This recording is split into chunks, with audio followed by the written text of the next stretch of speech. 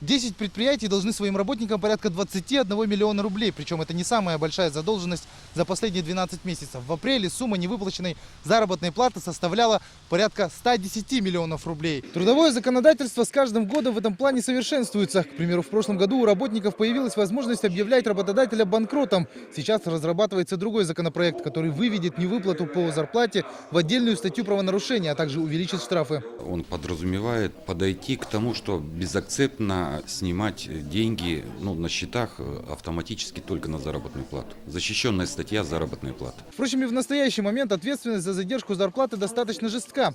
Начальника предприятия могут привлечь к различным видам наказания, вплоть до лишения свободы, а штрафные санкции исчисляются миллионами рублей. Установлена уголовная также ответственность за невыплату заработной платы более 2 месяцев подряд. В случае, если такие факты выявляются, соответствующие материалы направляются в Следственный комитет для возбуждения уголовного дела. Но несмотря на это, организации все равно продолжают задерживать зарплаты. Для оказания правовой помощи для граждан начала работать горячая линия Министерства труда и госинспекции. Граждане могут обратиться в рабочее время. Горячая линия будет работать до 31 марта. Для помощи работникам будут привлекаться различные службы, начиная с комиссии по трудовым спорам на самом предприятии, заканчивая прокуратурой. Зарплата может быть взыскана даже в судебном порядке. Юлиан Бояркин, Денис Попов, Вести, Якутск.